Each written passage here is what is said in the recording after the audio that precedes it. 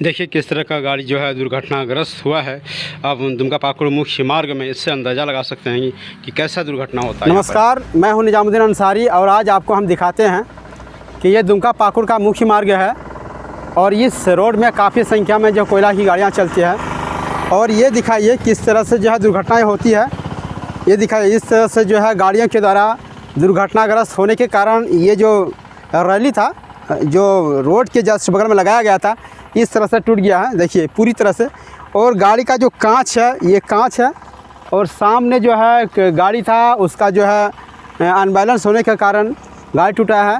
और ड्राइवर का कहना है कि किसी के गाड़ी के द्वारा जो है मारा गया है, क्योंकि यहाँ पर काफ़ी मात्रा में जो है गाड़ियाँ चलती है, कोयला की जो गाड़ियाँ होती है वो चलती है।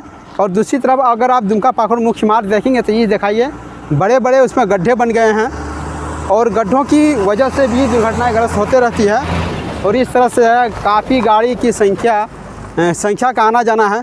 जब से कोयला गाड़ियां चलती है इस रोड में प्राय दिन कभी ना कभी दुर्घटनाग्रस्त होते रहती है। और रोड भी दिखाइए, रोड भी काफ़ी ख़राब होता चला जा रहा है। जितना ज़्यादा संख्या में कोयला की गाड़ियाँ चलती है जिसके वजह से दुर्घटनाग्रस्त होती है। जब गाड़ियाँ चलती है रात में बेतहाशा तो लोगों को पता ही नहीं चल पाता, जो ड्राइवर होते हैं उन्हें भी नहीं पता चल पाता है कि किस तरह से गाड़ी किधर ले जाना है, किस टाइप ले आना है। ड्राइवरों का भी और उसका खलासी का भी यही कहना था कि वो लोग समझ नहीं पाए कौन सी एक गाड़ी अनजान गाड़ी मार के जो है चलता बना और उसे पता नहीं चल पाया। ये एक लंबा सा ट्रक था और यहाँ पे जो उखड़ा है, जो उसका रेलिंग उखड़ा है, उस रेलिंग से अंदाज़ा लगाया जा सकता है कि किस तरह से जो है दुर्घटनाग्रस्त हुआ होगा ट्रक। कितनी ज़्यादा मात्रा में उसका जो सामने का जो चेसिस था वो पूरी तरह से टूट चुका है, ऊपर का जो शीशा था वो टूट चुका है। और ड्राइवर को गनीमत रही कि ड्राइवर को जो है हल्की फुल्की चोटें लगी, जिसके बाद रात में ही गोपीकांत प्रखंड का जो थाना है उस थाने के पुलिस के द्वारा उस ड्राइवर को जो है सामुदायिक स्वास्थ्य केंद्र या हॉस्पिटल पहुँचा गया, इलाज के लिए वहाँ पर पहुँचाया गया है। और कई बार यहाँ पर हम लोग खबर चलाते रहते हैं कि कहीं ना कहीं कोयला गाड़ियाँ जो है इसके लिए जिम्मेदार है। काफ़ी स्पीड मात्रा में ये देखिए कोयला की गाड़ियाँ इस तरह से जाती है, काफ़ी स्पीड मात्रा में जो है गाड़ियाँ चलती है। और जो दुर्घटनाग्रस्त होती है वह कोई एक जिम्मेदार नहीं है बल्कि सब कोई जिम्मेदार। पहली तो जो रोड है, रोड की स्थिति बेहद ख़राब है। अगर आप दुमका पाकुड़ का मुख्य मार्ग में जा रहे हैं तो काठीकुड़ का या गोपीकांत का जो इलाका है वहाँ पे काफ़ी मात्रा में जो है गड्ढे बने हुए हैं मेन रोड में, बीच रोड में।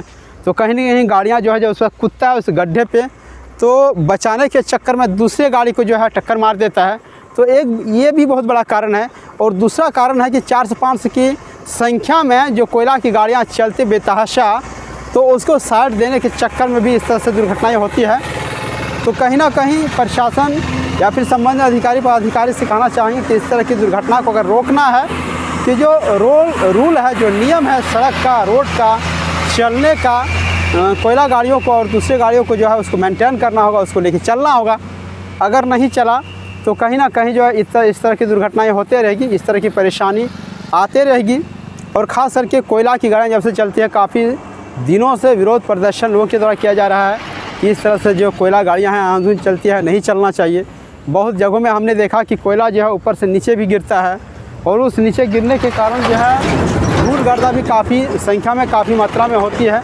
और उसके बावजूद कोयला कंपनियां जो है कोयला गाड़ियां सुधरने का नाम नहीं लेता। यही कारण है क्योंकि उन्हें पता है कि दुर्घटनाग्रस्त जब होती है तो कुछ पैसे देकर लोगों को सल्टा दिया जाता है। और यही कारण है कि बार बार खबर चलने के बाद भी किसी तरह का एक्शन और किसी तरह का रुकावट पब्लिक के द्वारा विरोध करने के बावजूद भी रुक नहीं रहा है। ये दुर्घटनाएँ इस तरह से होती देखिए, दिखाइए कि इस तरह से जो है कोयला की गाड़ियाँ जो चलती है। और देखिए ये है कोयला की गाड़ियाँ और दूसरी तरफ से भी गाड़ियाँ आ रही है। और जो रोड है वो कंजेस्टेड है, दिखाइए जूम करके दिखाइए कि वहाँ पे गड्ढे भी हैं। जब उस पर गिरता है और तो दूसरी गाड़ियाँ जो है उसे बचने के चक्कर में अंदर घुसा देता है और कहीं ना कहीं अनबैलेंस इस स्थिति में होती है। और यही कारण है कि जो गाड़ियाँ होती है वो दुर्घटनाग्रस्त हो जाती है। देखिए इस तरह से गाड़ियाँ काफ़ी संख्या में आप देखे होंगे। और यहाँ पे लोगों को भी काफ़ी दिक्कत होता है, मोटरसाइकिल जब आते हैं तो उसे भी काफ़ी परेशानी होती है। मोटरसाइकिल हमने देखा इस रोड पे कई लोगों की जान गई, मोटरसाइकिल से लेकर पैदल चलने वाले और साइकिल चलने वाले लोगों की जान गई है। लेकिन किसी को भी इसका परवाह नहीं है। अगर परवाह होता तो इस तरह की दुर्घटना रोकने की कोई जो है कानून करते।